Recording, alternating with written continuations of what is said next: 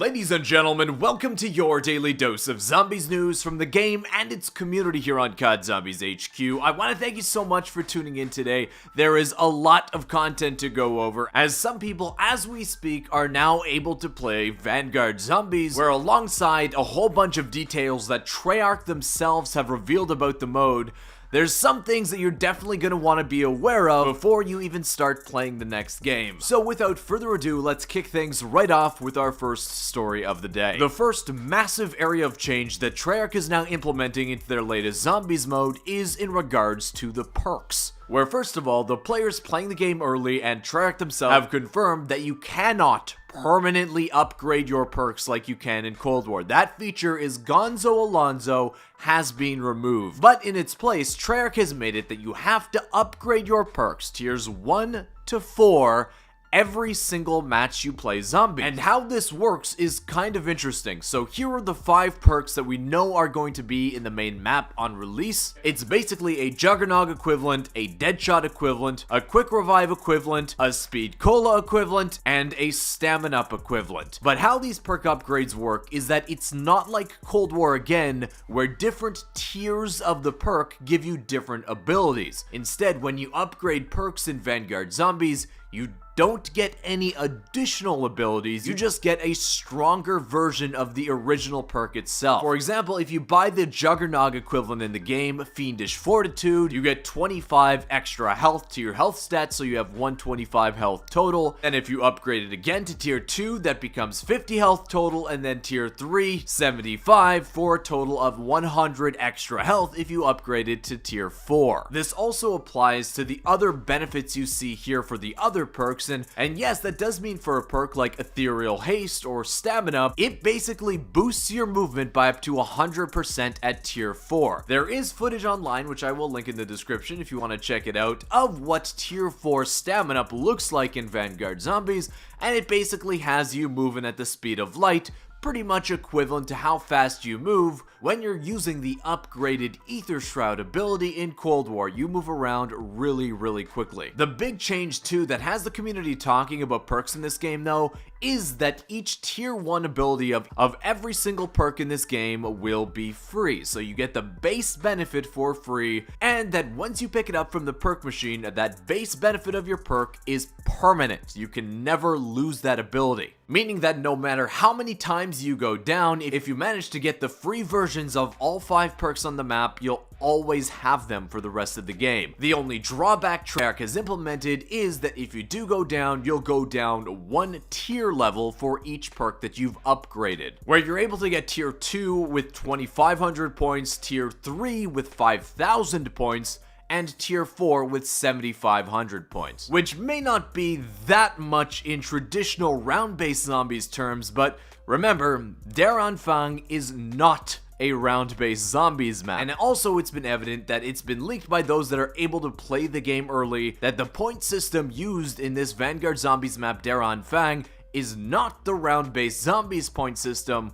but rather it's the point system from Outbreak, which means that you get 20 points from taking down a normal zombie, 30 points when you take them down via a critical. You also get 1,000 points for completing the first objective, then second objective 2,000, third objective 3,000, and we assume you'll get an extra 1,000 points for completing each objective as you progress through this Fang's quote-unquote rounds. So it will be a little bit more difficult to get points in this mode like it is in Outbreak, where you get most of your points in Outbreak from completing the objectives, and you don't really get that much from taking down zombies, and it seems like it'll be the same thing in this map. Which is why a lot of Zombies players were like, oh, wait, what, why? When they found out the cost to pack a punch in this game, where in every single Treyarch Zombies game ever, say it with me, the amount of points it costs to pack a punch your gun to tier 1 is no, it's not 5,000 in this game, it's 7,500. They've upped it for whatever reason to pack a punch your weapon to tier 1, but to PAP to tier 2, just like in Cold War, it's 15k, and to PAP to tier 3, it's 30,000, just like in Cold War. Treyarch also notes that the Rarity system from Black Ops Cold War is Gonzo Alonzo,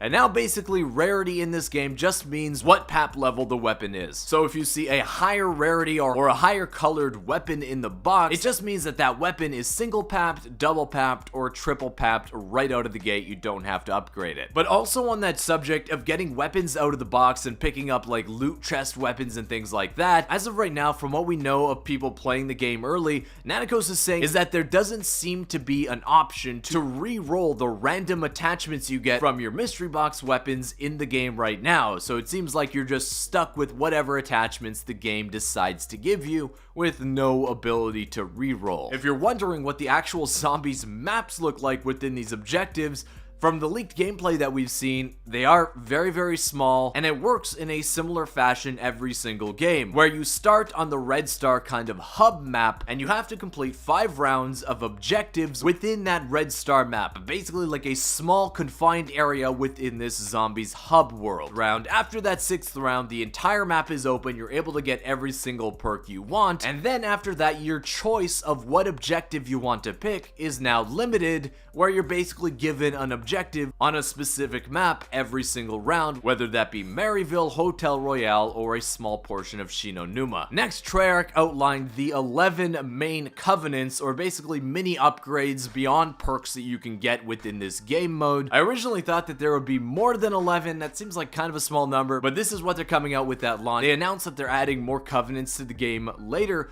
Hopefully the covenants that they do add to the game later are interesting and unique. We only have 2 of the traditional AATs as part of this covenant system, where you can see that you can actually get the abilities of Brain Rot and Cryo Freeze through this covenant system. It's no longer tied to the Pack-a-Punch machine. So hopefully the covenants that they add aren't just going to be like, hey, here's Dead Wire and Shattered Blast. Totally new content, guys, seriously. But speaking of new content, guys, seriously, this is where kind of some players' worst fears are now becoming realized, where Treyarch has confirmed that there will be no main Easter egg in the game at launch. We were scared of this happening. They weren't talking about it for the longest time, and now we know why. It's because that main Easter egg won't be coming at launch. It won't even be coming in Season 1, where Treyarch announced that the main Easter egg will be tied to the arrival of an unexpected ally after Season 1, which will further expand the narrative of the Dark Ether and reveal more details about the characters and entities the players have encountered thus far. So with no main Easter egg confirmed to be in the game at launch, what kind of surprises could players expect there to be in the Zombies mode? Well, we know from leaks from the beta of Vanguard that there is likely to be some kind of side Easter egg challenge puzzles. We've talked about these in prior videos, where there's going to be a Juggernog maze and a kind of little mini game where the floor is lava. You've got to stay off the floor for a specific amount of time. We don't know how to activate those in game right now. None of the people playing the game early have talked about finding any side Easter eggs on the map, so I guess that's good that hopefully they won't be found until the game actually releases. But that does wrap up this video, guys. I want to thank you so much for watching. Hey, if you did enjoy, if you learned something new, consider leaving a thumbs up on the video. Be sure to subscribe to the channel if you haven't already. Definitely very sad and disappointing news that a main Easter egg won't be there at launch in Vanguard. But to be honest with you, I'm not particularly surprised at this point. But either way, guys, I want to thank you so much for watching, and I'll see you with another Zombies news video tomorrow. Peace.